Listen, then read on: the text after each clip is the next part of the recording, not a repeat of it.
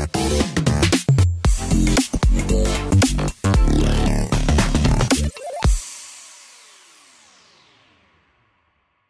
teman Pintu, jumpa lagi dengan aku Monica di Popin Podcast Pintu. Kali ini kita kedatangan seorang tamu nih yang para gamers mungkin pada tunggu-tunggu. Siapa sih tamu kita kali ini? Kita langsung aja ya mulai. Halo Pape, Halo Moni, apa kabar? baik-baik. Nah Pape nih sebagai founder dan CEO RRQ. Yes. Boleh say hi dong ke teman-teman Pintu. Halo teman-teman Pintu. Nah boleh ceritain dong Pak, awalnya gimana sih ceritanya bisa terjun ke dunia game? Awalnya ya seperti pada gamer pada umumnya ya, awalnya jadi gamer dulu sih. Sebelum masuk RRQ atau bikin RRQ. Pas masih sekolah, pas masih SMA, main game, terus join tim, terus sama timnya disuruh jadi manajer, akhirnya punya pengalaman manajemen, terus juara, terus banyak orang tahu, ya begitulah. Ada nggak sih game yang pertama kali bikin jatuh hati nih? Pertama kali? Counter Strike.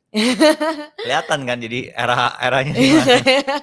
Arahnya ke situ. Iya. Nah nih Pak Ape, industri game kan saat ini lagi pesat banget nih. Iya. Kita mau nanya dong, ada berapa sih jumlah gamers kira-kira di Indonesia nih? Di Indonesia ya? Di Indonesia, ini saya pakai data yang kayak lumayan jadul aja ya. Itu sekitar 60 juta. Itu zaman dulu 60 ya. 60 juta gamer. Iya, I think itu data 2020 atau 2021 saya lupa. Wah. Ya. Jadi ya apalagi pas pandemi ya. Iya, pasti semua mau nge-game. Makin ningkat. Karena presiden suruh jangan kemana-mana, main game aja di rumah. Iya benar. Demi keamanan bersama yang pasti. Iya. Nah terus jenis game apa sih yang saat ini tuh lagi digemarin banget sama masyarakat Indonesia terutama? Banyak ya kalau bicara itu. Tapi kalau bicara soal platform, mobile games sih. Mobile games. Iya. Gamesnya terspecifically apa sih Pak? Specifically ada beberapa mungkin kalau boleh saya sebutin ada 3 game yang mungkin digemarin ya sama gamer-gamer di Indonesia. Itu ada pertama mungkin Mobile Legend, yang kedua itu Free Fire, yang ketiga PUBG M. Dan semuanya genrenya yang ada di platform mobile gitu. Tuh teman-teman itu pasti udah pada mulai komen tuh. Kayak gamesnya apa aja nih yang Iya. mereka mainin. Nah perkembangan industri game kan dari tahun ke tahun tuh semakin meningkat nih. Ya. Gimana sih Pak perkembangannya itu? Kalau dilihat flashback zaman dulu sama yang kayak sekarang ini nih. Kalau zaman dulu ya, zaman dulu benar-benar community base sih. Kayak turnamennya pun underground, sponsornya juga seala kadarnya. Biasanya sponsor-sponsor atau brand-brand yang ikutan tuh yang memang berkecimpung dalam dunia game. Contoh misalnya kayak peripherals, kayak dulu mousepad, keyboard, VGA, biasanya kayak gitu. Kasih klik. Betul, akhirnya tapi perbedaannya sama sekarang tuh brand-brand atau non-endemic sponsor tuh mulai ikutan kayak F&B dan yang lain-lain gitu loh. Payment, platform, whatever lah. Banyak, jadi semuanya udah mulai bahasanya apa ya? Terjun gitu kali ya. Iya, udah mulai aware sama gaming gitu loh. Apalagi pandemi kayak gini sih, semua udah kayak di rumah mending main game. Lebih funnya dapet, terus safe. Iya benar. Nah banyak industri kan terjun ke dalam dunia game nih, salah satunya kripto sendiri. Betul. Bagaimana sih game itu bisa berhubungan dengan kripto nih Pak? Gimana caranya game itu bisa berhubungan sama kripto? Saya pikir ya, konsep of kripto itu sendiri itu sebenarnya udah diadaptasi sama gamer sebenarnya. Karena back in the days kita mengkonvert uang fiat kita, uang yang kita pakai sehari-hari untuk transaksi itu ke dalam bentuk currency game. Sebenarnya udah mulai similar kan, kayak wah uang asli kita dan punya value di dalam game itu sendiri. Oh yang beli skin gitu-gitu ya.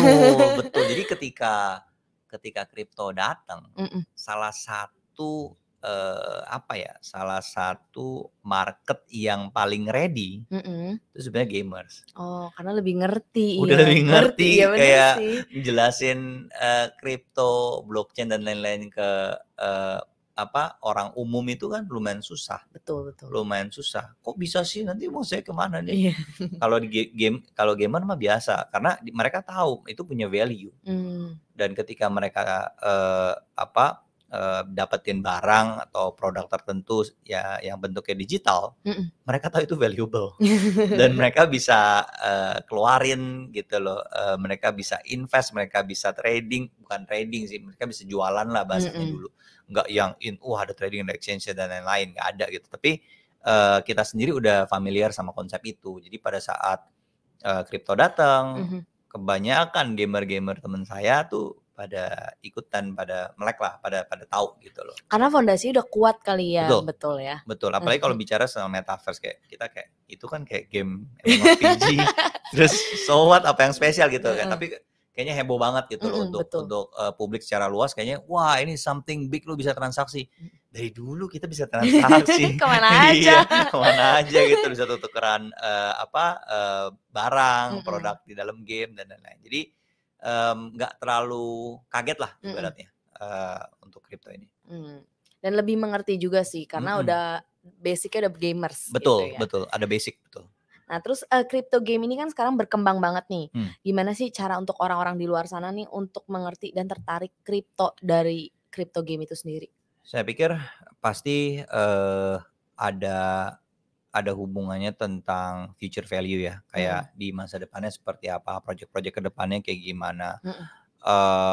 Salah satunya gamer itu cukup aware lah tentang kripto, dan bagi yang belum paham atau belum aware, biasanya di kalangan gamer sendiri, khusus RRQ gitu, kita selalu educate dan socialize tentang ini loh, begini loh, dan tapi dengan catatan karena ini juga baru, kita kasih tahu tuh, hati-hati nih di bagian sininya, hati-hati sama scamnya, hati-hati sama ininya gitu, karena masih baru kan, masih baru.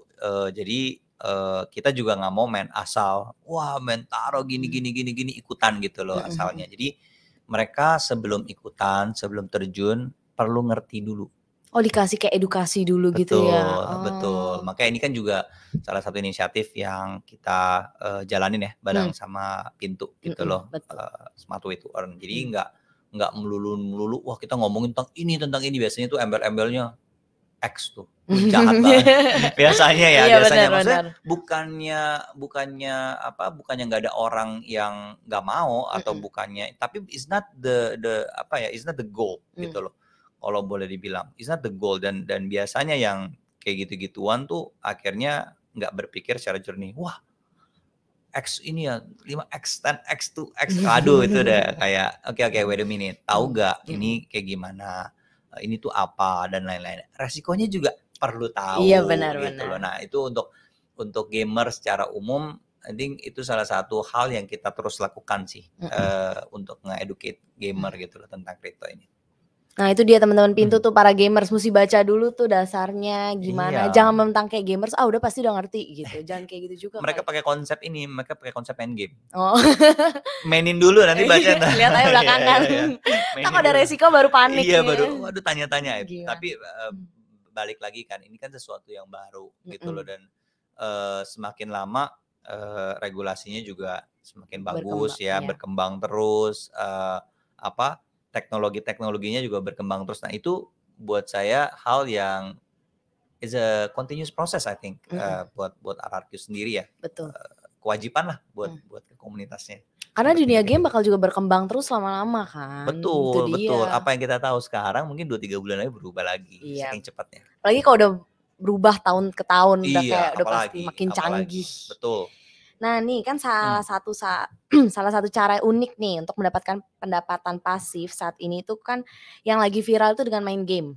Iya. Nah itu dia tuh. Iya. Nah salah satunya itu ada game Axie Infinity, dirilis oleh Sky Mavis. Jadi pemainnya itu main game, terus dia bisa dapat NFT. Betul. Dan juga dapat kripto melalui beternak, berburu, bertarung dengan monster yang dinamakan Axis. Nah nih pandangan Pak Ape sendiri terhadap main game untuk mendapatkan pendapatan pasif gimana tuh Pak?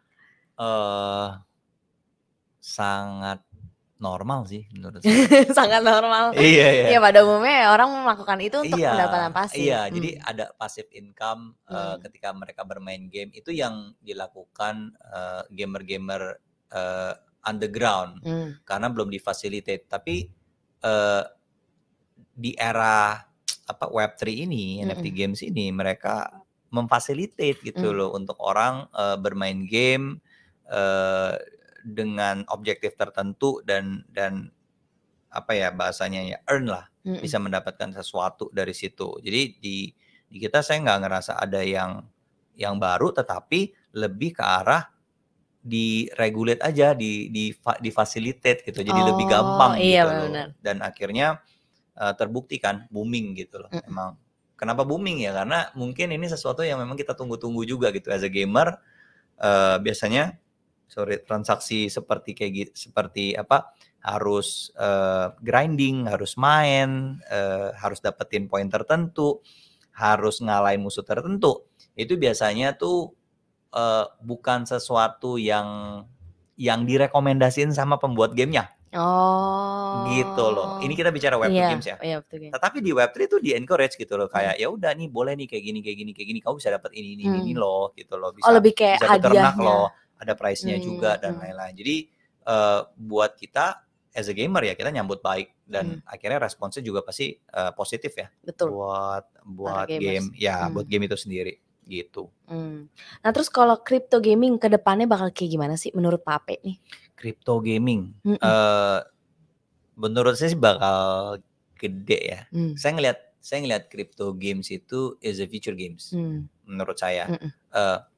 Kenapa kok belum banyak dan lain-lain ya, karena balik lagi ini kan baru banget dan untuk studio-studio besar dengan production scale yang juga gila ya, maksudnya yang heboh, they need time. It takes time untuk produksi game dengan teknologi baru. Betul. Ya kan, dan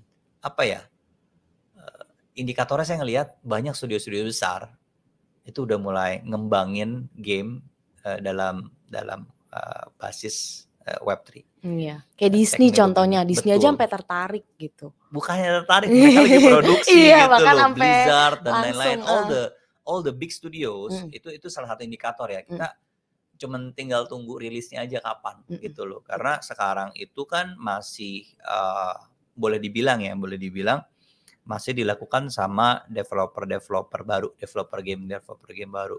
Ini yang dedengkotnya game studio besar kasarnya itu masih dalam proses, masih dalam pembuatan, dan ketika mereka keluar, saya yakin mereka akan keluar dengan scale yang besar. Wow. Jadi menurut saya akan makin besar sih. This is a beginning menurut saya. Karena semua juga masih lagi develop gitulah kasarnya. Betul. Masih awal banget. Betul. Nah nih bersama dengan tagline Pintu nih dan Ararki ini ada smart ways to earn. Nah ini teman-teman Pintu bisa lihat ya ada smart ways to earn. Nah nextnya ada plan apa nih Pak untuk mengedukasi para gamers maupun investor kripto sehingga nggak cuma main games tapi dia juga ngerti tentang kripto itu sendiri. Ya itu tadi yang saya bilang, ada semacam edukasi dan sosialisasi. Kita banyak melakukan activation sama komunitas kita. Kita juga memperkenalkan ini loh kripto gitu buat yang nggak tahu. Harus ada wallet loh, harus ada akun Pintu loh, buat apa sih gitu loh. Akhirnya kita jelasin gitu loh, koin-koin ini tuh apa dan lain-lain. Karena baik lagi Monik, nggak bisa serta-merta kayak sini gue kasih koin gitu. Mereka nggak tahu ini buat apa, aksesnya gimana, nyimpennya gimana. Nah, jadi dari hal yang paling basic ya, dari hal yang paling basic mungkin sampai ke intermediate lah.